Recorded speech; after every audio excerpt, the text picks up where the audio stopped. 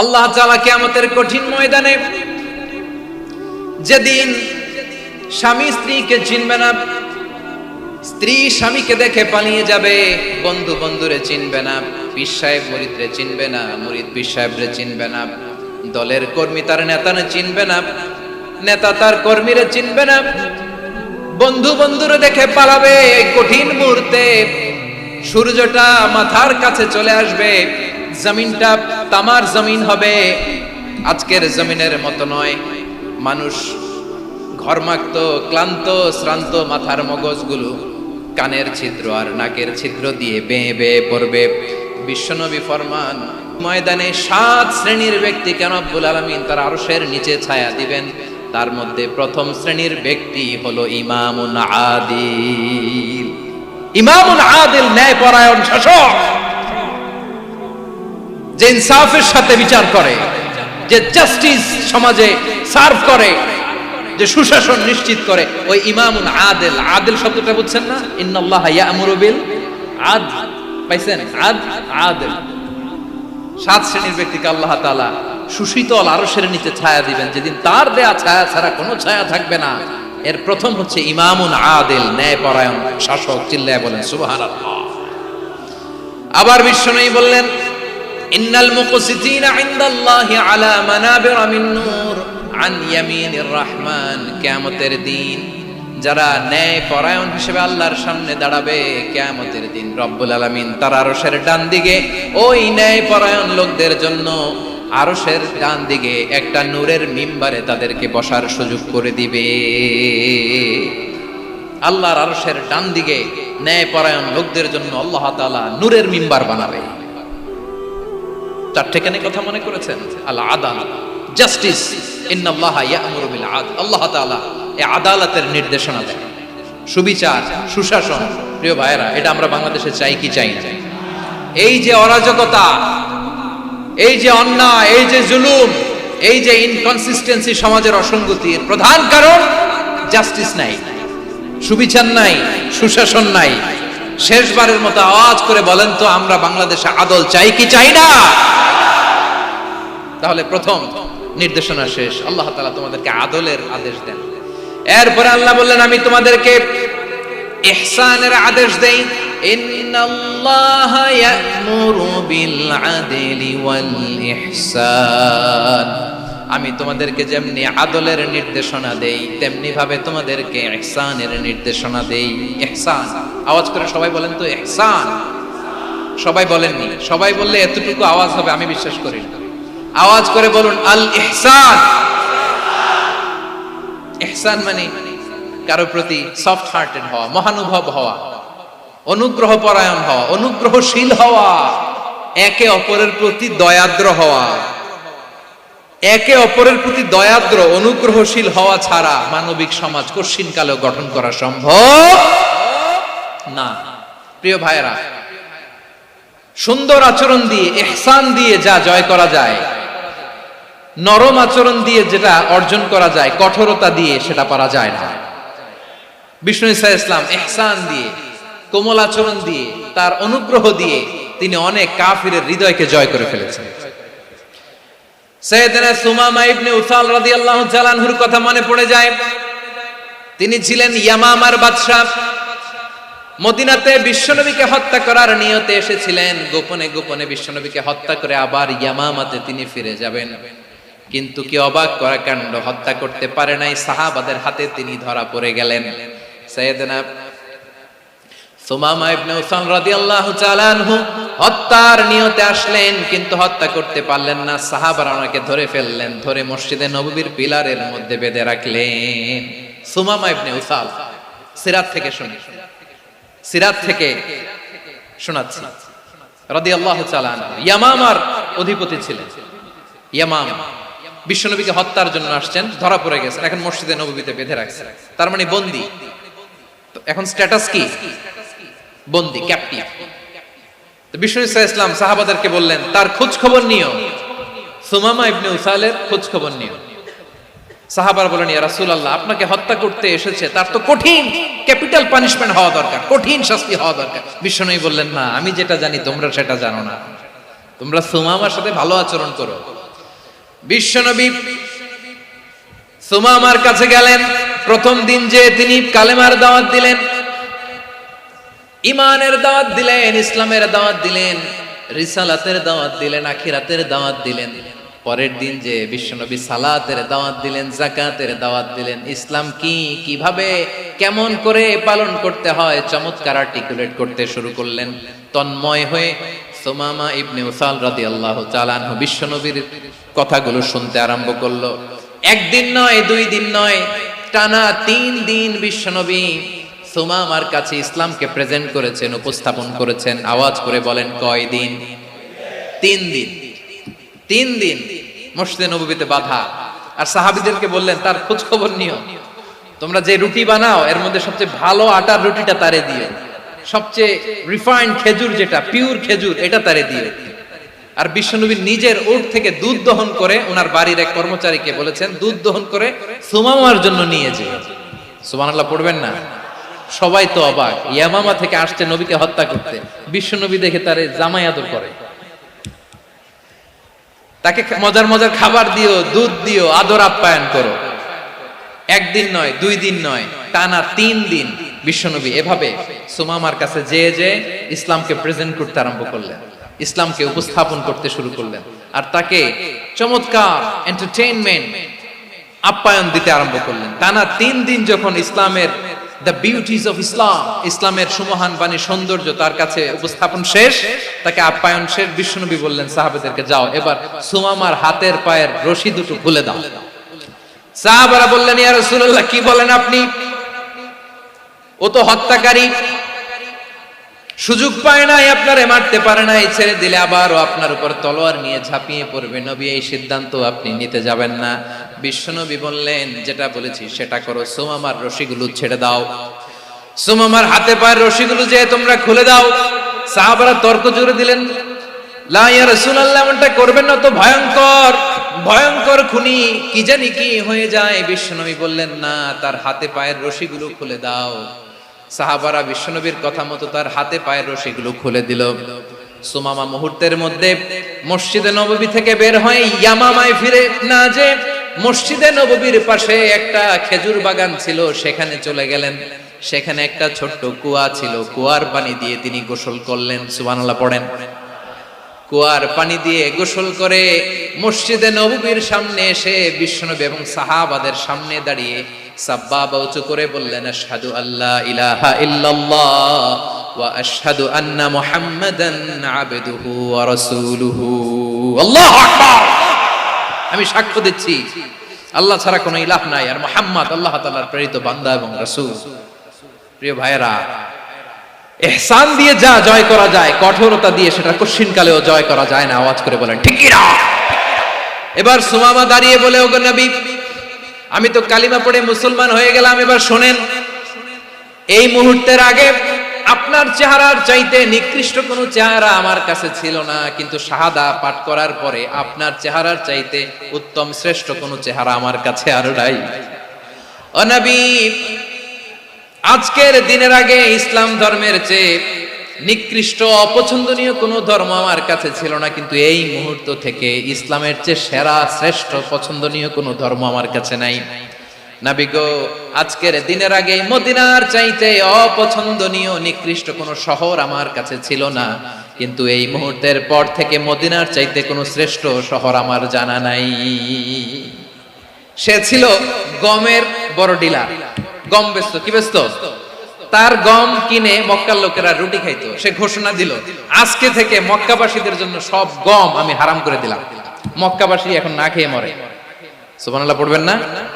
মক্কাবাসী বিশ্বনবীর কাছে আসলেন, এসে বললেন, মুহাম্মদ, আমরা তো তোমার ভাই, তোমার চাচা, তোমার ভাতিজা, তোমার আত্মীয়, তুমি সুমামারে বলো সে যেন আবার গমের সাপ্লাই মক্কার জন্য অনুমতি দিয়ে দেয়। বিশ্বনবীর অনুমতি ক্রমে সুমামা আবার মক্কাতে গম পাঠাতে শুরু করলো। পড়েন সুবহানাল্লাহ। ইহসান, ইহসান দিয়ে আপনি যেটা জয় করতে পারবেন, you can win the heart of your enemies. ইহসান দিয়ে আপনি আপনার শত্রুর হৃদয়কে জয় করতে পারবেন। আওয়াজ করে বলেন ঠিক কিনা? এজন্য আল্লাহ বললেন ওয়া আনফিকু ফি সাবিলিল্লাহি ওয়া লা তুলকু বিআইদিকুম ইলাত তাহলুকা ওয়া আহসিনু ইন্নাল্লাহা ইউহিব্বুল মুহসিনিন। তোমরা আল্লাহর রাস্তায় দান করবে আর নিজেরা নিজেদেরকে ধ্বংসের হাতে ঠেলে দিও না। তোমরা একে অপরের প্রতি ইহসান করবে, কারণ ইহসানকারীদেরকে আল্লাহ বড় ভালোবাসেন। সুবহানাল্লাহ পড়েন। আবার সূরা রহমানে আল্লাহ বললেন হাল জাযাউল ইহসানি ইল্লাল ইহসান ফাবিআইয়ি আলা, সবাই পড়েন ফাবিআইয়ি আলাই রাব্বিকুমা তুকাযযিবান। ইহসানের প্রতিদান হিসেবে ইহসানি হয়। বিশ্বনবী সুমামার প্রতি যেমন ইহসান করেছেন, সুমামাও ঠিক তেমন ইহসান ফিরিয়ে দিয়েছে। ঠিক কিনা বলেন? তাহলে এক নম্বরে হচ্ছে আদ, ন্যায় বিচার। দুই নম্বরে সবাই বলে ইহসান, সদাচরণ। ইহসান দুই ধরনের প্রিয় ভাইরা, ইহসান ফিল ইবাদা, ইহসান ফিল মুআমালা। ইহসান ফিল ইবাদা হচ্ছে একাগ্র অনুভবে ইবাদতে ডুব দেওয়া, এর নাম ইবাদতের ইহসান। সুবহানাল্লাহ পড়ুন। বিশ্বনবী বলেন ইহসান মানে কি জানো নাকি? হাদিসে জিবরিলে সাইয়েদনা জিবরিল আলাইহিস সালাম বিশ্বনবীকে বললেন আখবিরনি আনিল ইহসান। নবী আমাদেরকে বলেন ইহসান মানে কি? বিশ্বনবী বললেন আনতা আবুদাল্লাহা কাআন্নাকা তারাহু ফাইন লাম তাকুন তারাহু ফাইন্নাহু ইয়ারাক। ইহসান মানে হলো এমন ভাবে তুমি আল্লাহর সামনে নিজেকে উজাড় করে ইবাদত করবে, তুমি ভাববে তুমি আল্লাহকে দেখতে পাচ্ছ। আর এটা যদি ভাবা তোমার জন্য কঠিন হয়ে যায়, অন্তত এতটুকু তুমি ভাববা যে আল্লাহ তোমাকে দেখতে পাচ্ছেন। ঠিক কিনা বলেন? ও আমার বীর চট্টলার ভাইয়েরা, কেউ যেটা দেখে না সেটা দেখে কে? এই বিশ্বাস হৃদয়ের মধ্যে আছে? নামাজে যখন দাঁড়ান এই ফিলিংসটা আনা যাবে? হ্যাঁ, এশার সালাত তো এখনো হয় নাই না? আলোচনা শেষে এশার সালাত এখানে অনুষ্ঠিত হবে, তাই না? আচ্ছা বলুন তো, আমরা এশার সালাত পর্যন্ত বেঁচে থাকবো এই গ্যারান্টি আছে কার কার? হাত তোলেন। কয়েকজন হাত তুলছে পেছনে, না বুঝে তুলে ফেলছে। এশা পর্যন্ত যে আমরা হায়াত পাবো কোনো গ্যারান্টি আছে? সবাই আওয়াজ করে বলেন গ্যারান্টি আছে? গ্যারান্টি নাই।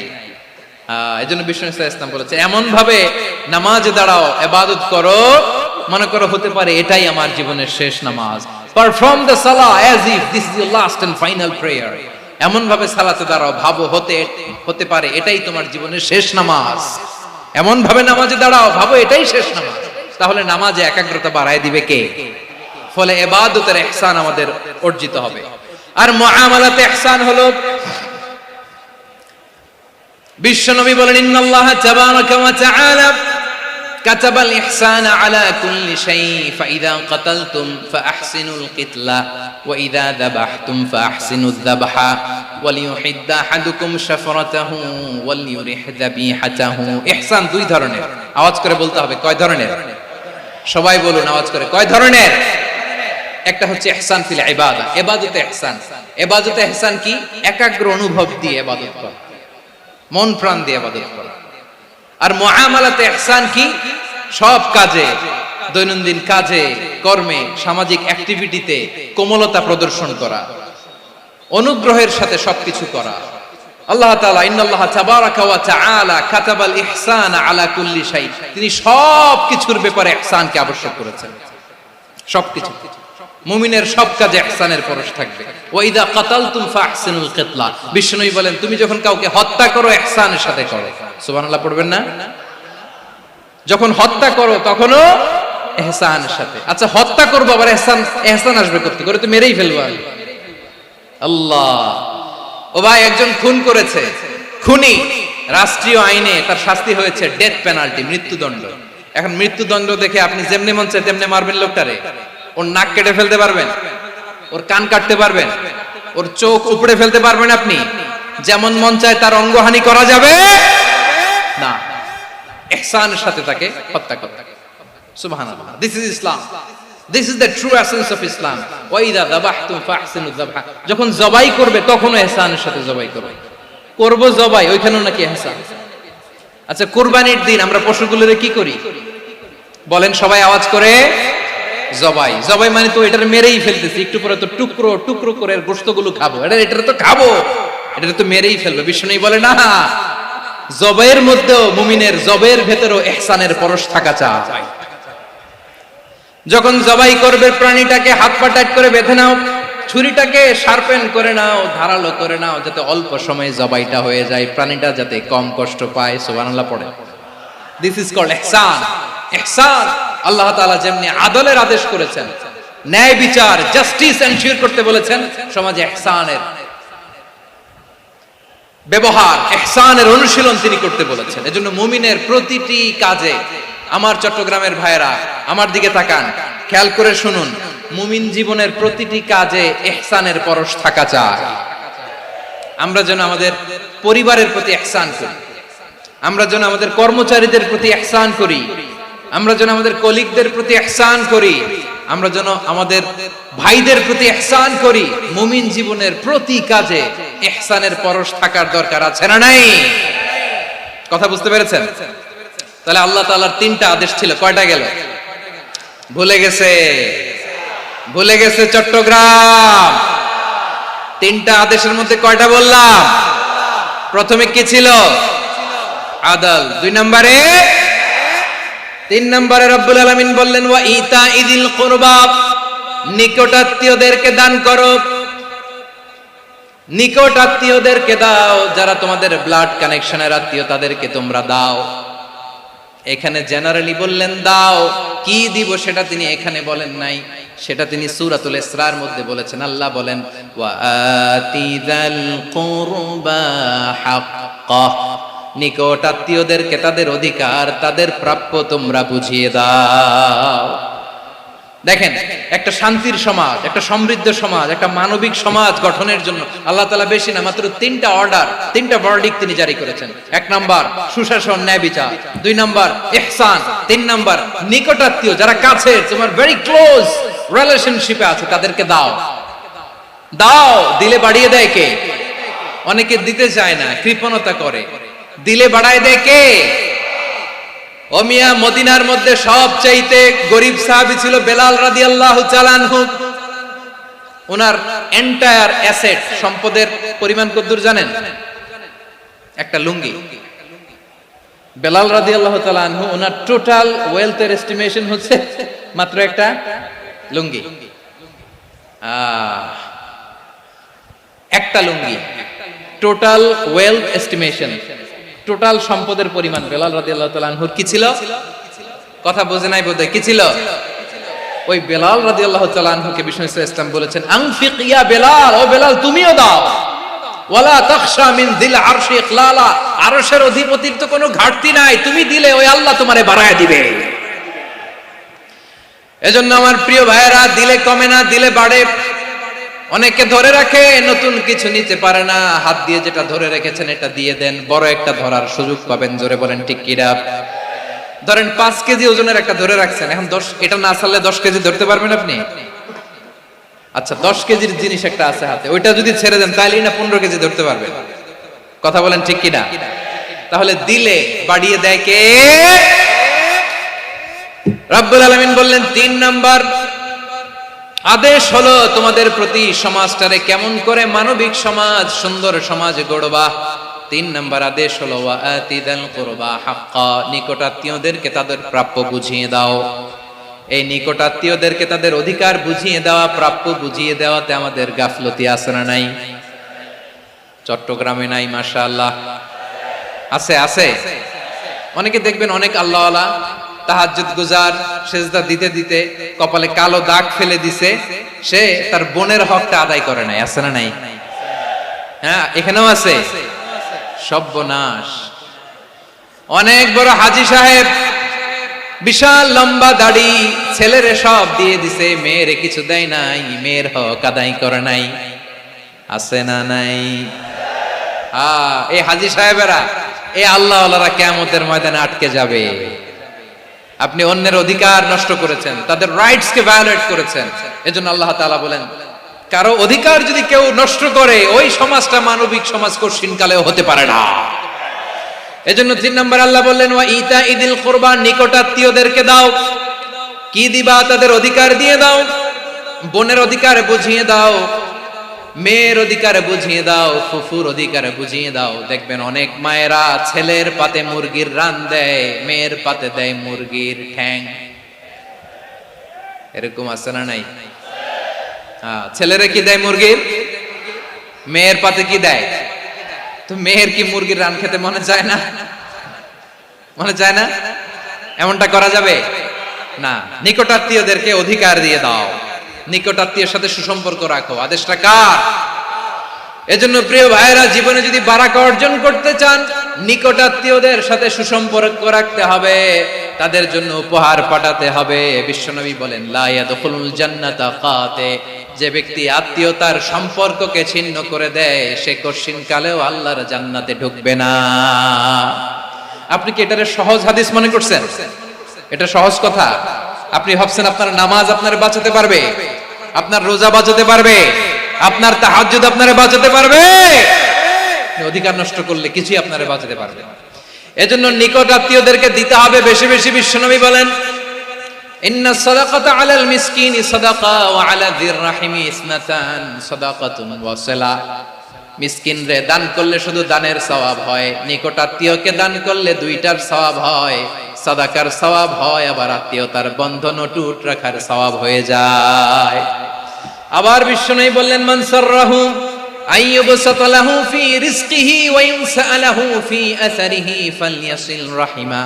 যে ব্যক্তি তার রিজিকের প্রশস্ততা চায় আর হায়াতে বরকত চায়, সে যেন তার আত্মীয়ের সাথে সুসম্পর্ক রাখে। আমার প্রিয় চট্টলার ভাইয়েরা, আমাদের রিজিক বাড়ুক, এটা আমরা চাই কি চাই না? সবাই চান? হ্যাঁ, আমাদের রিজিকে প্রশস্ততা আসুক, চাই কি চাই না? আমাদের হায়াতে বরকত আসুক, আমরা চাই কি চাই না? এই দুইটা যদি চান তাহলে নিকট আত্মীয়দের সাথে সুসম্পর্ক রাখবেন। পারবেন? তাহলে সমাজটারে মানবিক সমাজ বানায় দিবে কে? 3টা আদেশ চলে গেল। কয়টা? আওয়াজ করে বলেন। 1 নম্বরে কি ছিল?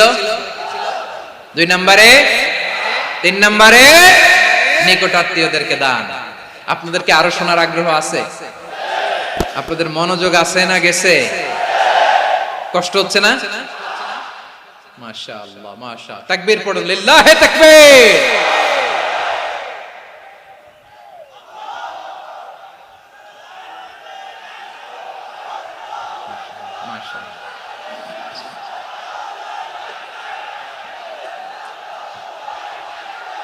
আমার প্রিয় ভাইয়েরা, আল্লাহ তাআলা 3টা জিনিসের যেমনি আদেশ করেছেন, অনুরূপ ভাবে 3টা বিষয় তিনি বারণ করেছেন, নিষেধ করেছেন। ওগুলোর কাছেও যাওয়া যাবে। শুনবেন। রাব্বুল আলামিন বলেন ওয়ায়ানহা আনিল ফাহশাই ওয়াল মুনকারি ওয়াল বাগি। আমি যেমনি 3টি বিষয়ে আদেশ করলাম, অনুরূপ ভাবে 3টি বিষয়ে বারণ করলাম, নিষেধ করলাম। আমার 1 নাম্বার নিষেধাজ্ঞা হলো অশ্লীলতার প্রতি। ফাহশা ওয়ায়ানহা আনিল ফাহশা, আল্লাহ তাআলা অশ্লীলতাকে নিষেধ করেছেন। কোন জিনিসকে? সবাই বলুন, কোন জিনিসকে?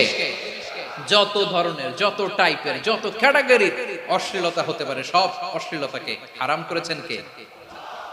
ফাহশা মানে কি? কথায়, কাজে, আচরণে, কমেন্ট, ফেসবুকের কমেন্টসে যত ধরনের নোংরামো আছে, যত ধরনের অশ্লীলতা আছে, এটাকে আরবিতে বলে ফাহশা। এটাকে কি বলে? রাব্বুল আলামিন বলেন কুল ইন্নামা হারামা রাব্বিয়াল ফাওয়াহিশা মা যাহারা মিনহা ওয়া মা বাতান। ও নবী, আপনি বলে দেন আমার রব প্রকাশ্য অপ্রকাশ্য, স্পষ্ট কিংবা অস্পষ্ট, দৃশ্যমান কিংবা অদৃশ্যমান সব অশ্লীলতাকে হারাম করেছেন। সব ধরনের অশ্লীলতা হারাম, সব ধরনের। আল্লাহ তাআলা আমাদেরকে অশ্লীলতা থেকে বাঁচান, অশ্লীলতা থেকে তিনি আমাদেরকে হেফাজত করুক। পড়েন আমিন। এবার বলেন, আমাদের সমাজে অশ্লীলতা আছে না নাই? চট্টগ্রামে নাই? আমি কই নাই, ওনারা বলে আছে। দেখছেন, আমি সামহাও বাঁচায় দেওয়ার ট্রাই করতেছি, ওনারা বলে আছে। অশ্লীলতা নানা ভাবে নানা নামে নানা মোড়কে আমাদের সমাজে আছে না নাই? সংস্কৃতির নামে, ফ্যাশনের নামে, বিনোদনের নামে, উপন্যাসের নামে, কনসার্টের নামে অশ্লীলতা আছে না নাই? আপনি দেখেছেন কনসার্টগুলোর অবস্থা? এই যে আতিফ আসলাম যে আসছে আমাদের দেশে, তারপর কে কে আসছে, আমাদের তরুণ তরুণীরা, আমাদের যুবক যুবতীরা, আমাদের জেনজিরা, কি অবস্থা ওইখানে? হ্যাঁ, কি অবস্থা? কে বাঁচাবে ওদের? কে রক্ষা করবে ওদের ইমানের, ওদের চরিত্রের হেফাজতের গ্যারান্টি কে দিবে? কনসার্টের নামে অশ্লীলতা আছে না নাই? ছেলে মেয়ে একে অপরকে জড়ায় ধরতেছে, একে অপরকে চুমু খাচ্ছে প্রকাশ্যে, দিবালোকে, গণমানুষের সামনে। আল্লাহ তাআলা এই অশ্লীলতা থেকে আমাদেরকে বেঁচে থাকতে বলেছেন, বেঁচে থাকতে বলেছেন। রূপালী জগতের নামে অশ্লীলতা আছে না নাই? এই টার্মটা আপনারা জানেন না? রূপালী জগৎ কি জগৎ? আসলে কি রূপালী জগৎ না অন্ধকার জগৎ? আমার বোনেরা, আপনাদেরকে যে কি বলে তারা বুঝায়, রূপালী জগৎ শুনেই আপনি ভরকে যাবেন না। রূপালী জগতে যে নারী যত বেশি উলঙ্গ, সে নাকি তত বেশি সাহসী। জানেন? বলে এটা একটা সাহসী নারী, খুব সাহসী পদক্ষেপ তার। যত বেশি শরীর থেকে কাপড় নামাতে পারবে, যত বেশি বস্ত্রহীন হয়ে নিজেকে প্রেজেন্ট করতে পারবে, সে নাকি তত বেশি সাহসী। আমার চট্টলার ভাইয়েরা, শয়তানের প্রথম এজেন্ডা ছিল বনি আদমকে বস্ত্রহীন করা। সে আদম এবং হাওয়া আলাইহিস সালামকে নিষিদ্ধ গাছের ফল খাইয়ে তাদেরকে বস্ত্রহীন করেছে। এই জামিনেও সে আমাদেরকে বস্ত্রহীন করতে চাইবে। এই রূপালী জগতের নামে তারা এটা করে। আমার প্রিয় বোনেরা, আপনি জানেন না আপনার দাম কত। ওরা আপনাদেরকে বিজ্ঞাপনের সস্তা পণ্য বানাতে চায়। ওরা আপনাদেরকে ওদের ভোগের লিপসার টুলস বানাতে চায়। ওরা আপনাদেরকে দিয়ে ওদের খায়েশ পূরণ করতে চায়। এটা আপনাদের জন্য মোটেও ডিগনিটি নয়, এটা আপনাদের জন্য সম্মান নয়। আপনার সম্মান শালীনতায়, আপনার সম্মান হেজাবে, আপনার সম্মান ভদ্রতায়, আপনার সম্মান আপনার ডিসেন্ট পোশাকে। পোশাক বলে দেয় এই নারীটা ভদ্র না অভদ্র। পোশাক বলে দেয় এই মেয়েটা কোন ঘরের মেয়ে। আওয়াজ করে বলেন ঠিক কিনা? আপনি জানেন না, আপনারা সস্তা পণ্য বানায়, ভোগের পণ্য, বিলবোর্ডে আপনাকে উলঙ্গ করে উপস্থাপন করে। এই অশ্লীলতার সাথে ইসলামের কোনো সম্পর্ক। এজন্য আল্লাহ বলেন, আমি অশ্লীলতাকে হারাম করেছি। অশ্লীলতাকে হারাম করার প্রথম কারণ হলো এর মাধ্যমে মানবতাকে অপমানিত করা হয়। কারণ মানুষের সম্মান মানুষের পোশাকে। মানুষ যখন পোশাকহীন হয়ে যায়, বস্ত্রহীন হয়ে যায়, তার সম্মান কমে যায়। ঠিক কিনা? অশ্লীলতাকে হারাম করার প্রথম কারণ হচ্ছে মানুষ মানুষকে অপমান করে। একটা নারী, সে তো সম্মানিত। নারী যে কত সম্মানিত, নারীরা এটা বুঝেই নাই। বিশ্বনবী বলেন, আর দুনিয়া কুল্লুহা মাতা ওয়া খায়রু মাতা'আদ দুনিয়া আল মারআতুস সালিহা। আমার বোনেরা, 5টা প্যান্ডেলে আপনারা এলইডিতে আমার আলোচনা শুনছেন, আমি জানি। আপনাদের এই গর্ভ যে কত দামি আপনি জানেন না। আপনার পেট থেকেই আসবে আগামী দিনের সালাহুদ্দিন আল আইয়ুবী। আপনার পেট থেকেই আসবে অনাগত দিনের ইমাম মাহদী আল মুনতাদর। আপনার পেট থেকেই আসবে অনাগত দিনের ফয়সাল, ওয়াসিম, মুগ্ধ, আবু সাইদের মতো বীর যোদ্ধা।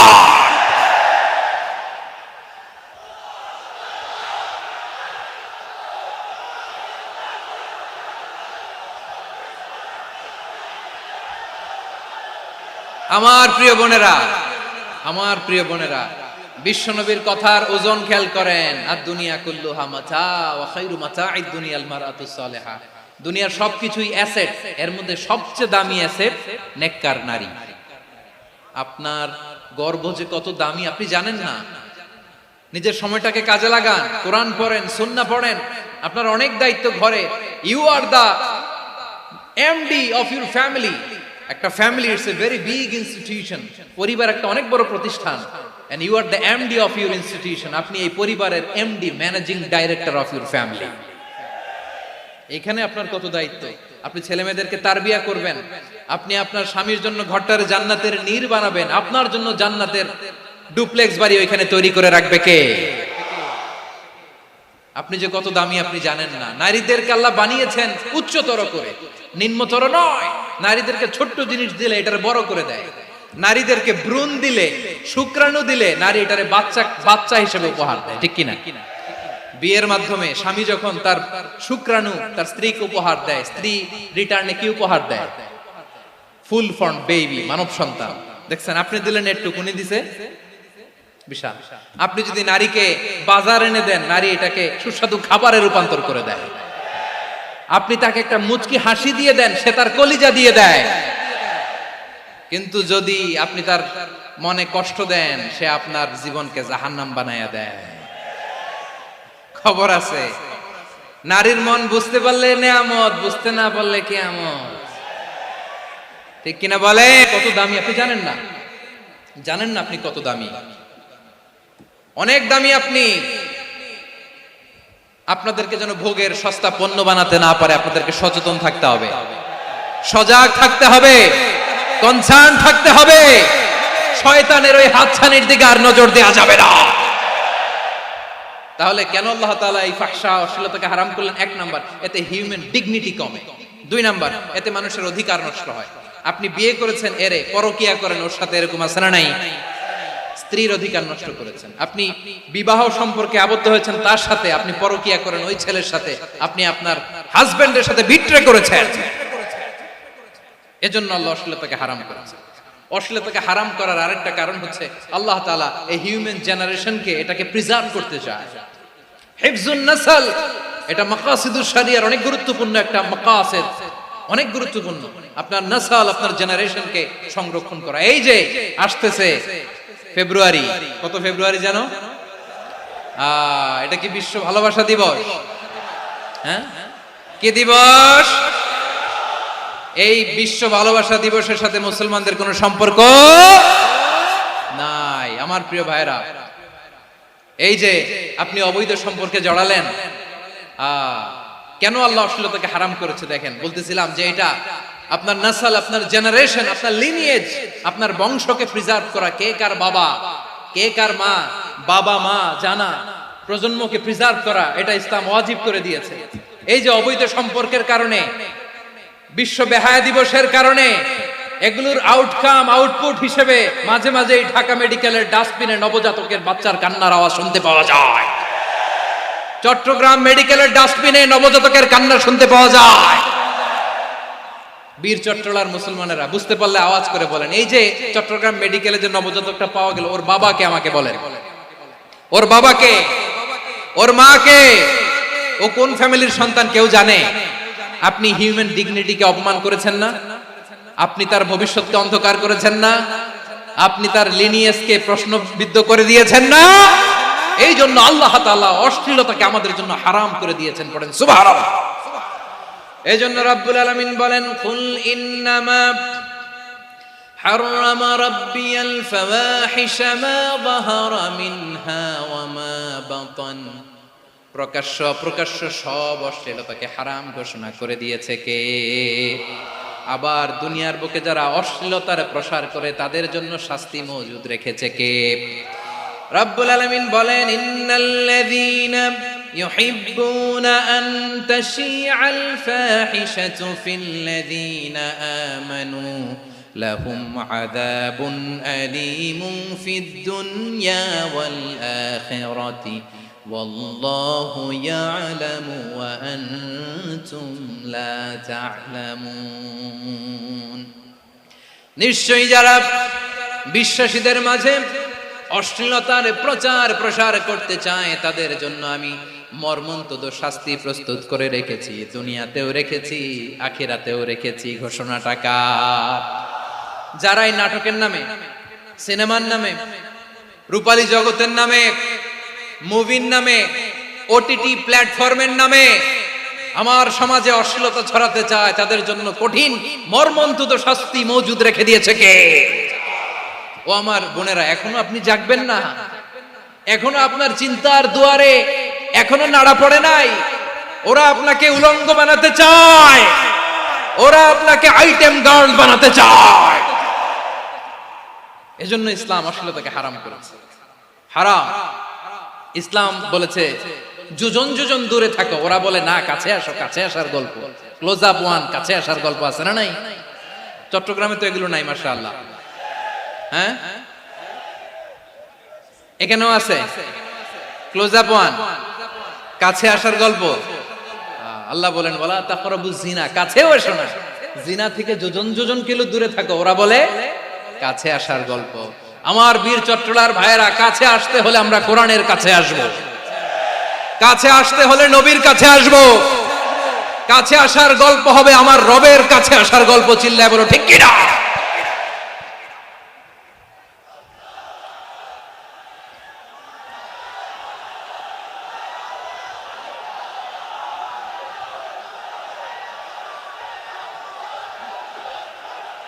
বসুন বসুন আমার ভাইয়েরা। তাহলে অশ্লীলতার সাথে আমাদের কোনো সম্পর্ক, সবাই বলতে পারেননি, আওয়াজ করে বলুন, অশ্লীলতার সাথে আমাদের কোনো সম্পর্ক।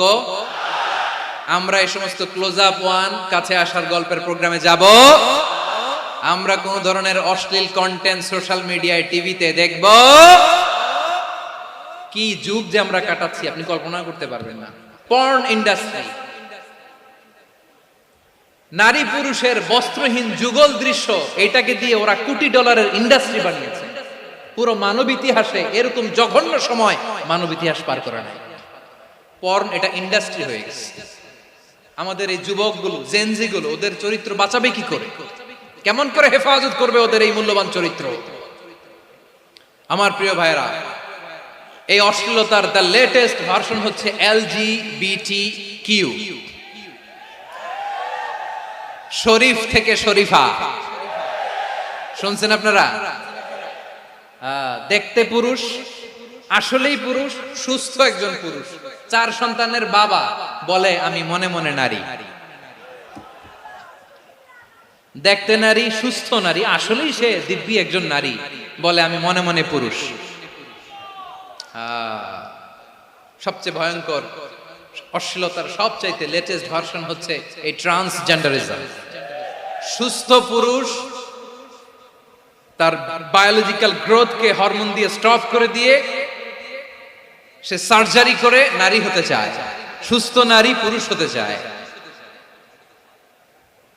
পুরুষ পুরুষের প্রতি সেক্সুয়ালি আকর্ষণ বোধ করে, এটা লূত আলাইহিস সালামের কওমের মধ্যে ছিল। এটাকেও আল্লাহ কোরআনে ফাহিশা বলেছেন। ওয়ালুতান ইয ক্বালা লিকাওমিহি আতাতুনাল ফাহিশাতা মা সাবাকাকুম বিহা মিন আহাদিম মিনাল আলামিন। লূত আলাইহিস সালাম বললেন, তোমরা কি এমন এক অশ্লীল কার্যক্রমে ডুব দিলে নাকি যেটা গোটা বিশ্বের কেউ কখনো করে নাই, তোমরাই প্রথম করেছো। পড়েন নাউযুবিল্লাহ। এই পশ্চিমের এই রোগ আমার দেশে যেন আসতে না পারে, আমাদের সজাগ থাকতে হবে। প্রিয় ভাইরা, চিল্লায় বলেন ঠিক কিনা? পশ্চিমের অবস্থা ভয়ঙ্কর। পাশ্চাত্যে, আমি যুক্তরাষ্ট্রে ছিলাম অনেকদিন, কয়েক মাস, বিভিন্ন স্টেটে ঘুরেছি। গার্ডিয়ানরা উদ্বিগ্ন, ছেলে মেয়েদেরকে, ছোট্ট ছেলে মেয়ে, ওদেরকে জিজ্ঞেস করে, তুমি how do you feel right now inside yourself, তুমি ভিতরে ভিতরে কেমন ফিল করো? তোমার কি ছেলে ছেলে লাগে না মেয়ে মেয়ে লাগে? আচ্ছা বলেন, এই ছোট্ট বাচ্চাটাও কি এগুলো জেন্ডার অ্যাসাইনমেন্ট বলতে এগুলো কিছু বুঝে? এইভাবে মিসগাইড করা হচ্ছে। কৌতূহল বশত ছোট্ট ছেলে যদি বলে আমার তো মেয়ে মেয়ে লাগে, তখন বলে যে না তুমি মেয়ে, ছেলে না। মা বাবা বাধা দিলে ওকে আলাদা গভর্নমেন্ট হাউসে নিয়ে যায়। ভয়ঙ্করতম অবস্থা। আমরা একটা সময় শুনতাম যে হুজুর আমার ছেলেটা খুব ভালো, হাফেজে কোরআন, আল্লাহওয়ালা। হুজুর আমার ছেলে দাড়ি রাখছে, আল্লাহওয়ালা। হুজুর আমার ছেলে 5 ওয়াক্ত সালাত জামাতের সাথে পড়ে, তার মানে আল্লাহওয়ালা। পশ্চিমে যে আমি কি শুনছি জানেন? ওরা বলে হুজুর আমার ছেলেটা ইউনিভার্সিটির একটা মেয়ের সাথে প্রেম করে, ও খুব আল্লাহওয়ালা, হুজুর দোয়া করবেন। এর কারণ ওদের কাছে আল্লাহওয়ালার ক্রাইটেরিয়া হচ্ছে হুজুর আমার ছেলেটা আরেক ছেলের পছন্দ করে নাই, আমার মেয়েটা আরেক মেয়েকে ভালোবাসে নাই, এজন্য আমার ছেলেটা আল্লাহওয়ালা, হুজুর ওর জন্য একটু দোয়া করে দিয়ে। কি চ্যালেঞ্জ ওরা ফেস করতেছে। ওনার ছেলে যে আরেক ছেলেরে বিয়ে করবে না, এটাতেই উনি খুশি যে আলহামদুলিল্লাহ আমার ছেলেটা একটা মেয়েরে ভালোবাসে, আমার মেয়েটা একটা ছেলেরে ভালোবাসে, মানে এটা খুব আল্লাহওয়ালা। নাউজুবিল্লাহ পড়তে পারলেন না? এজন্য অশ্লীলতার সাথে আমাদের কোনো সম্পর্ক। রব্বুল আলামিন বলেন ওয়ায়ানহা আনিল ফাহশাই ওয়াল মুনকারি ওয়াল বাগি, তিনটা জিনিসকে আমি নিষিদ্ধ করলাম। এক নাম্বার হলো ফাহশা, অশ্লীলতা। দুই নম্বরে হলো মুনকার, সমস্ত মন্দ কাজ। আপনাদের মনোযোগ আছে না? শেষ করে দিব? আর 2-1 মিনিট শুনবেন? আচ্ছা বলি তাহলে, আর 2-1 মিনিট। তাহলে নিষেধাজ্ঞা জারি করেছেন তিনটা জিনিসের উপর। এক নাম্বার কি? ফাহশা, অশ্লীলতা। দুই নাম্বার মুনকার। মুনকার মানে হচ্ছে যত মন্দ কাজ, খারাপ কাজ, বাজে কাজ, এটার বলে মুনকার। এটার কি বলে? আপনারা পড়ছেন না, তা'মুরুনা বিল মা'রুফি ওয়া তানহাউনা আনিল মুনকার। ভালো কাজের আদেশ, সৎ কাজের আদেশ, অসৎ কাজের নিষেধ। মুনকার, মুনকার হচ্ছে মানুষের স্বাভাবিক বিবেকবোধ যেটাকে খারাপ বলে, ওইটাই মুনকার। পৃথিবীর সব আসমানি গ্রন্থ যেটাকে খারাপ বলেছে, মানুষের স্বাভাবিক বিবেকবোধ যেটাকে খারাপ বলেছে, এগুলো সব মুনকার। যেমন ইফতিজিং, এটা কি ভালো না খারাপ? মজুদদারি, খাদ্যে ভেজাল দেওয়া, ওজনে কম দেওয়া, মাছে ফরমালিন মিশানো, চাঁদাবাজি, টেন্ডারবাজি, দখলবাজি, এগুলো আমাদের স্বাভাবিক বিবেকেই বলে এগুলো খারাপ, এগুলো হচ্ছে মুনকার। আল্লাহ তাআলা এই মুনকার থেকে আমাদেরকে বেঁচে থাকতে বলেন, আর শয়তান এই মুনকারের প্রতি আমাদেরকে উদ্বুদ্ধ করে।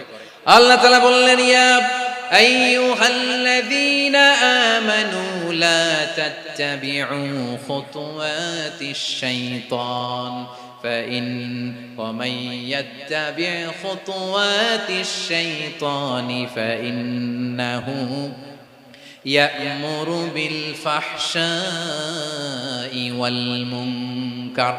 আল্লাহ বললেন, আমার গোলামেরা শোনো শোনো, ও আমার বিশ্বাসী বান্দারা খবরদার, তোমরা কশিনকালেও শয়তানের পদাঙ্ক অনুসরণ করবে না, কারণ শয়তান তোমাদেরকে অশ্লীলতা এবং মন্দ কাজের দিকে উদ্বুদ্ধ করে।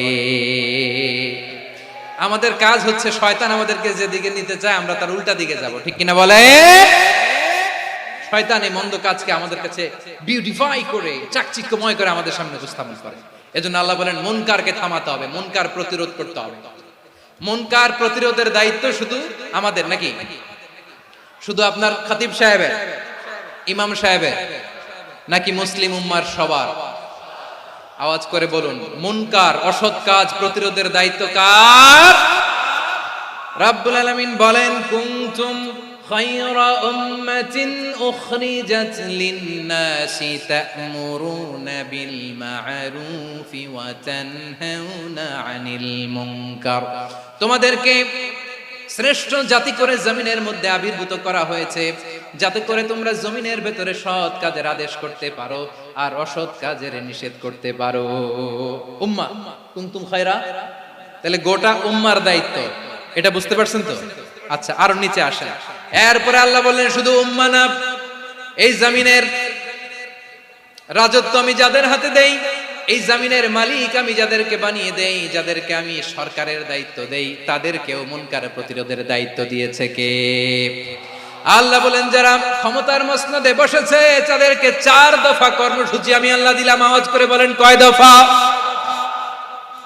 আল্লাহ বলেন, আল্লাযীনা ইম্মাক্কান্নাহুম ফিল আরদি আকামুস সালাতা ওয়া আতাউয যাকাতা ওয়া আমারু বিল মা'রুফি ওয়া নাহাউ আনিল মুনকার ওয়ালিল্লাহি আকিবাতুল উমুর। যারা এই জমিনের উত্তরাধিকার হয়েছে তারা 4 দফা কর্মসূচি নিয়ে সামনে আগাবা। সালাত কায়েম করবা, যাকাত আদায় করবা, সৎ কাজের আদেশ দিবা, অসৎ কাজ থেকে মুনকার প্রতিরোধ করবা। আদেশটা কার?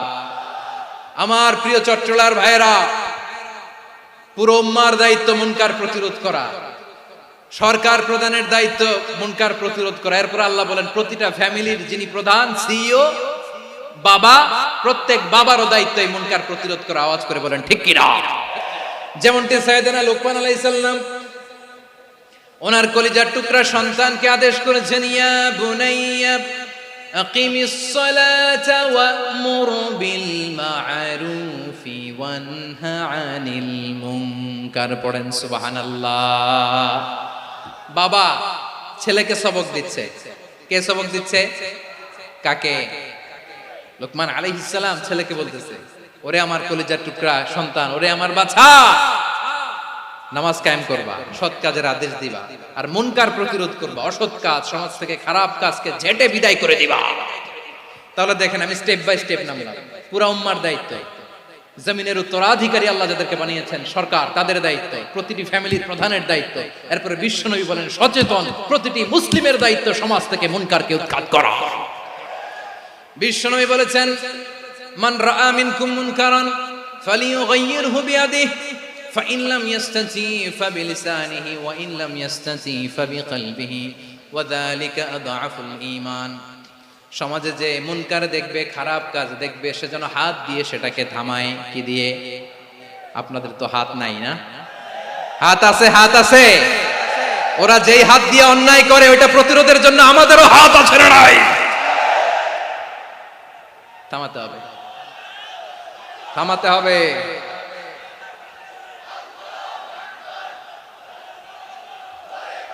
বসুন আমার প্রিয় ভাইয়েরা, ওরা ওদের যে হাত দিয়ে টেন্ডারবাজি করে, চাঁদাবাজি করে, ইফটিজিং করে, দখলবাজি করে, যে হাত দিয়ে, ওই মুনকার থামায় দেওয়ার জন্য আল্লাহর দেয়া আমাদেরও দুটি হাত আছে না নাই? আমাদেরও হাত আছে, থামাইতে হবে, থামাইতে হবে, হিম্মত করতে হবে। আমার প্রিয় ভাইরা, না থামালে আমরাই ডুববো শেষমেশ। আমাদের বাঁচার জন্য হইলেও থামাইতে হবে। রব্বুল আলামিন বলেন, ওয়াত্তাকু ফিতনাতাল লা তুসিবান্নাল্লাযীনা যালামু মিনকুম খাসসা। ও আমার গোলামেরা, ওই আযাবকে ভয় করো যে আযাব যখন আমি জমিনের বুকে পাঠাই শুধু জালেমদেরকেই মারি না, আলেমদেরকেও মারি। আযাব যখন আসে তখন শুধু জালিমই মরে না, আলেমও মরে। জানেন, মুসা আলাইহিস সালামের পায়ে একবার একটা লাল পোকা কামড় দিয়েছে, লাল পিঁপড়া। লাল পিঁপড়া কামড় দিলে খুব আরাম লাগে না? কি লাগে? হ্যাঁ, জ্বলে না? লাল একটা পিঁপড়া কামড় দিছে, তো উনি রেগে মেগে পাশি দেখে লাল পিঁপড়ার বাসা, পা দিয়ে ডলে মুছে সবগুলো পিঁপড়া মেরে ফেলছে। এই ঘটনাটা আল্লাহ ঘটিয়েছেন। এজন্য মুসা আলাইহিস সালাম ছিলেন কালিমুল্লাহ, সরাসরি আল্লাহর সাথে কথা বলতেন। তিনি আল্লাহকে জিজ্ঞেস করেছিলেন, আল্লাহ তুমি যখন কোন জনপদে আযাব পাঠাও, শাস্তি দাও, ওখানকার শুধু জালেমরাই তো মরে না, ভালো মানুষগুলাও মরে, তো আযাব দিবা মুশরিকদের উপর দিবা, অবাধ্যদের উপর দিবা, ভালো মানুষগুলারে মারো কেন? আল্লাহ বললেন, মুসা তোমার যে কামড় দিছিল পায়ের মধ্যে পিঁপড়া, কয়টা পিঁপড়া? জোরে বলেন। একটা পিঁপড়া, তো সবগুলারে মারলা কেন? রেগে মেগে পুরো পিঁপড়ার বাসা ভেঙে মেসাকার করলা কেন? এই মুসা, আমি যখন অ্যাকশনে যাই, আমি যখন শাস্তি দেই, তখন এত বাজ বিচার করা হয় না, বাজ বিচার করা যায় না। যখন অ্যাকশনে যাওয়া হয় ওইটা ডাইরেক্ট অ্যাকশন হয়ে যায়। চিল্লায় বলো ঠিক কি না? এজন্য আমাদের বাঁচার জন্য হলো এই পাপ থামাতে হবে, এই শয়তানের অট্টহাসি থামাতে হবে, অন্যায় অপরাধ সমাজ থেকে আমাদের থামাতে হবে। কারণ আযাব আসলে ওরাও মরবে, আমরাও মরবো। একটা জাহাজ 2 তলা, আপনি আছেন 2য় তলায়, শুনতেছেন? শুনতেছেন? জাহাজ কয় তলা? আপনি কোন তলায়? 2য় তলায়। নিচের তলার কিছু লোক জাহাজের তলা ছিদ্র করতে আরম্ভ করছে। কি ছিদ্র করতেছে? আচ্ছা, জাহাজের তলা ছিদ্র করলে তলা দিয়ে কি ঢুকে? এখন আপনি যদি বলেন আমার কি, আমি তো 2 তলায়, আমার কি, আমি তো সেফ, আমি তো সেফ জোন, আমি তো ভালো আছি, আমি তো ভালো আছি, ওরা ছিদ্র করে ওরা মরবে। আসলে কি শুধু ওরা মরবে, নাকি তলা ফুটো হলে ভিতরে পানি ঢুকলে আপনারও শরীর সমাধি হবে? তলা দিয়ে যখন পানি ঢুকবে, জাহাজ ঢুকলে আপনিও মরবেন। এজন্য নিজে মরার আগে ওই পাগলগুলোর নিচতলায় যে থামাতে হবে। চিল্লায় বলেন ঠিক কি না? এজন্য আল্লাহ বললেন, মুনকার প্রতিরোধের দায়িত্ব সমাজের টপ টু বটম সবার। পুরো উম্মার দায়িত্ব, সরকার প্রধানের দায়িত্ব, প্রতিটি ফ্যামিলির প্রধান বাবার দায়িত্ব। বিশ্বনবী বললেন প্রতিটি সচেতন মুসলিমের দায়িত্ব। এজন্য মুনকার প্রতিরোধ করার দরকার আছে না নাই? সমাজে এই যে ইফটিজিং হয়, আপনার বোনের বয়সী একটা মেয়েকে কিছু বখাটে টিটকারি করে, এই বলে সেই বলে, নোংরা কথা বলে, রাস্তায় দেখেও আপনি পাশ দিয়ে না দেখার মতো চলে যান কেন? আপনি দাঁড়ান না কেন? আপনি দাঁড়ালেই তো থেমে যাবে, কারণ সত্যের যে শক্তি তার সামনে মিথ্যা মুখ থুবড়ে পড়ে। আপনার সামনে ও কিছুই না, নাথিং। আপনি দাঁড়ান, ওকে প্রশ্ন করেন যে আমার বোনকে তুমি ডিস্টার্ব করো কেন? আপনাকে দেখে আরো 5 জন দাঁড়াবে, 5 জনকে দেখে আরো 10 জন দাঁড়াবে।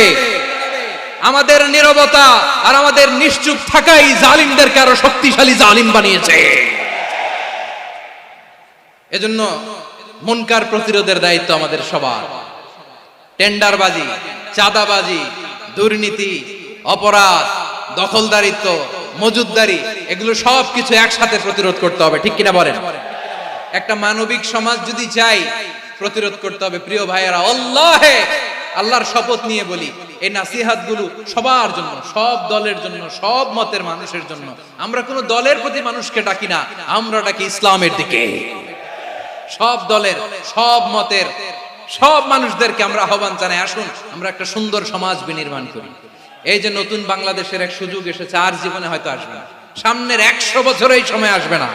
আসুন দেশটাকে আমরা সাজাই, আসুন আমরা দুর্নীতি বন্ধ করি, আসুন আমরা চাঁদাবাজি বন্ধ করি, আসুন আমরা দখলদারিত্ব বন্ধ করি, আসুন আমরা এক দল আরেক দলকে নিশ্চিহ্ন করার যে রাজনীতি, এটা বন্ধ করি। সব দলের প্রতি আমার আহ্বান। আমি কিছুদিন আগে একটা নিউজ দেখলাম, ওই যে লন্ডনে বসে জনাব তারেক রহমান সাহেবকে আমি ধন্যবাদ দিতে চাই। উনি সংবাদ শোনা মাত্রই ওনার দলের অনেক চাঁদাবাজকে উনি বহিষ্কার করেছেন। I do appreciate.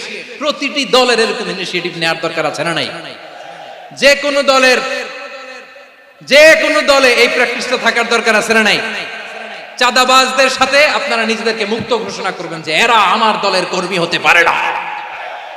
আমরা চাঁদাবাজ মুক্ত বাংলাদেশ চাই, জুলুম মুক্ত বাংলাদেশ চাই, ফ্যাসিজম মুক্ত বাংলাদেশ চাই, গুণ খুন খারাপি মুক্ত বাংলাদেশ চাই। আমরা নতুন ভোরের বাংলাদেশ চাই। ওই বাংলাদেশ পাওয়ার জন্য মুনকার প্রতিরোধে, অন্যায় প্রতিরোধে যদি বাঘের বাচ্চার মতো, আবু সাইদের মতো 2 হাত উঁচু করে বুককে টান টান করে প্রসারিত করে দাঁড়াতে হয়, রাজি আছো মুসলমান? কারা কারা রাজি? আল্লাহকে হাত দেখিয়ে প্রতিজ্ঞা করো।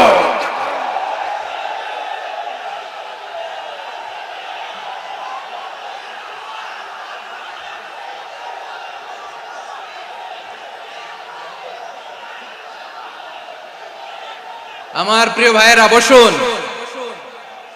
বসুন আমার ভাইয়েরা। রাব্বুল আলামিন বলেন, ওয়ায়ানহা আনিল ফাহশাই ওয়াল মুনকারি ওয়াল বাগি ইয়াইদুকুম লাআল্লাকুম তাযাক্কারুন। বসুন। আল্লাহ বললেন, আমি অশ্লীলতাকে নিষেধ করি, আমি সব ধরনের মন্দ কাজকে নিষিদ্ধ করি, সব শেষে আমি সীমা লঙ্ঘনকে তোমাদের জন্য নিষিদ্ধ করি। আলোচনা মনে আছে তো, না ভুলে গেছেন? নিষিদ্ধ করেছেন কয়টা জিনিস? 1 নম্বরে অশ্লীলতা, 2 নম্বরে মুনকার তথা সব মন্দ কাজ, 3 নম্বরে আল বাগি, সীমা লঙ্ঘন, ক্রসিং দ্য লিমিট। সীমা লঙ্ঘন করা ভালো না। We all should know our limits. চিল্লায় বলেন ঠিক কিনা? একই আয়াতে আল্লাহ বললেন, কুল ইন্নামা হাররামা রাব্বিয়াল ফাওয়াহিশা মা যাহারা মিনহা ওয়া মা বাতানা ওয়াল ইসমা ওয়াল বাগিয়া বিগাইরিল হক। অন্যায় ভাবে যে অবাধ্য হয়, যে সীমা লঙ্ঘন করে, তাদেরকেও আমি এটা হারাম করে দিলাম। সীমা লঙ্ঘন করা হারাম, সীমা লঙ্ঘন করা হারাম। আল্লাহ বারবার বারবার আমাদেরকে ওয়ার্নিং দেয়। যখন আমরা থামি না তখন আল্লাহ ধরে, আর যখন ধরে তখন ছাড়ে না। ধরে ধরে ধরে না, ধরলে আল্লাহ। ফেরাউনকে কিন্তু হুট করে ধরে নাই, আপনারা জানেন 9 বার ওয়ার্নিং দিয়েছে। ফেরাউনকে আল্লাহ তাআলা ওয়ার্নিং দিয়েছিল কয়বার? বীর চট্টলার বীর সেনানীরা আওয়াজ করে বলেন, ফেরাউনকে ধরার আগে ওয়ার্নিং দেওয়া হয়েছিল কয়টা? রাব্বুল আলামিন বলেন, ওয়ালাকাদ আতাইনা মূসা 9 আয়াতিন বাইয়িনাত। 9টা মুআজিজা দেখিয়েছি। 1 2 3 বারবার এইভাবে রিমাইন্ডার, ওইভাবে রিমাইন্ডার, এইভাবে নসিহত, ওইভাবে দাওয়া।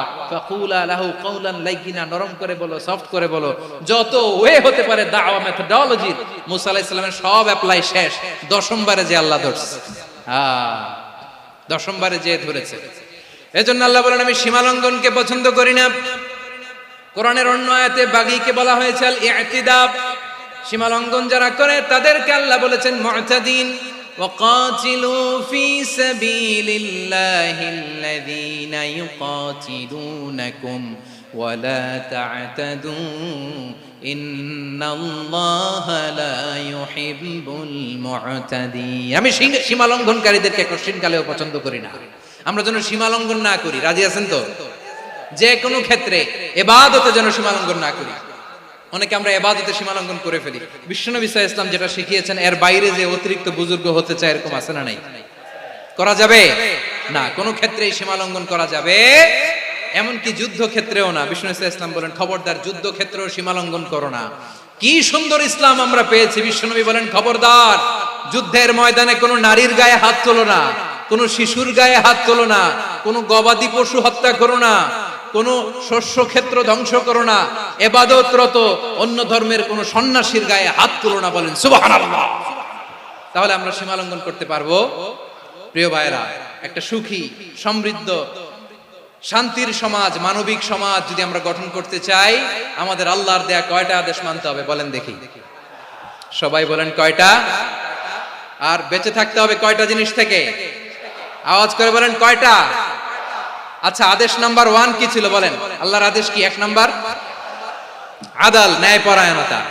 আমরা সুবিচার, সুশাসন, ন্যায় বিচার চাই কি চাই না? 2 নম্বরে কি ছিল? মাশাআল্লাহ, আওয়াজ করে বলেন 2 নম্বরে কি ছিল? ইহসান। আমরা যেন সবার প্রতি দয়া পরবশ হই, ইহসান করি। 3 নম্বরে কি ছিল?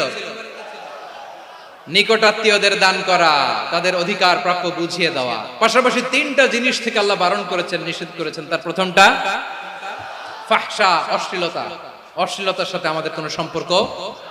আজকের এই ঐতিহাসিক চট্টগ্রামের প্যারেড ময়দান থেকে আমরা যত ধরনের মা তাহারা মিনহা মা বাতান, প্রকাশ্য অপ্রকাশ্য, দৃশ্যমান অদৃশ্যমান, সব অশ্লীলতা থেকে নিজেদেরকে মুক্ত ঘোষণা করলাম। অশ্লীলতাকে আমরা না বলে দিলাম। আওয়াজ করে সবাই বলুন নো। অশ্লীলতার সাথে আমাদের কোনো সম্পর্ক। 2 নম্বর নিষেধাজ্ঞা কি ছিল? আল মুনকার, সমাজের যত মন্দ কাজ এগুলোকে আমরা প্রতিরোধ করব। রাজি আছেন তো সবাই? 3 নম্বরে আল বাগী, সীমালঙ্ঘন। কোন মুসলিম সীমালঙ্ঘন করে না, এমনকি যুদ্ধ ক্ষেত্রেও না। আওয়াজ করে বলেন ঠিক কি না? রব্বুল আলামিন শেষে বললেন ইয়াইদুকুম লাআল্লাকুম তাযাক্কারুন। আল্লাহ তোমাদেরকে উপদেশ দেন যাতে তোমরা শিক্ষা গ্রহণ করো। আমরা উপদেশ দিব, আমরা জোর করে কাউরে কিছু মানাতে চাই না। লা ইকরাহা ফিদ্দিন ওয়া যাক্কির ফা ইন্না যিকরা তানফাউল মুমিনিন। উপদেশ দিলে এটা মুমিনদের কাজে দেয়। লাস্তা আলাইহিম বিমুসাইতির ইন্নামা আনতা মুযাক্কির। নবী হে, আপনি রিমাইন্ডার দাতা, আপনি উপদেশ দিবেন। আমরাও বিশ্বনবীর এই হাদিসগুলো থেকে, কোরআনের আয়াত থেকে রিমাইন্ডার, এই কথামালা, বাণী বাহক হিসেবে এই বাণীগুলো আপনাদের সাথে কাছে পৌঁছে দিলাম। আমরা আল্লাহ তাআলার কাছে প্রার্থনা করি, আল্লাহ আমরা যেন আদল দিয়ে আমাদের সমাজকে গঠন করতে পারি।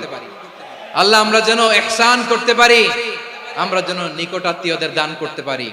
আল্লাহ যত ধরনের অশ্লীলতা, অনাচার, মন্দ কাজ, সীমালঙ্ঘন, অবাধ্যতা থেকে যেন আমরা বেঁচে থাকতে পারি। আল্লাহ তাআলা আমাদের সবাইকে কথাগুলো বোঝার ও আমল করার তৌফিক দান করুক। হাযা মা ইনদি ওয়াল ইলমু ইনদাল্লাহ আলাইহি তাওয়াক্কালতু ওয়া ইলাইহি উনীব। প্রিয় ভাইরা, আমি আপনাদের সবার জন্য দোয়া করি, আপনারাও আমার জন্য দোয়া রাখবেন। আমাদের পাশেই আছেন আমাদের সকলের শ্রদ্ধাভাজন, আমাদের মুরব্বী আওলাদে রাসূল আনোয়ার হোসেন তাহের জাবির আল মাদানী হাফিজাহুল্লাহু ওয়া রাআ। সবাই বসুন। উঠবেন না? কেউ উঠবেন না? উঠলেন কেন? উঠলেন কেন? প্যারেড ময়দানের প্রোগ্রাম তো এরকম হইতে পারবে না। বসুন। এটা আল্লামা সাঈদীর স্মৃতি বিজড়িত মাহফিল। বসুন, বসুন। এই মাহফিলের আদব আছে। বসুন, বসুন। সুশৃঙ্খল ভাবে আমরা আখিরি মোনাজাতে অংশগ্রহণ করব।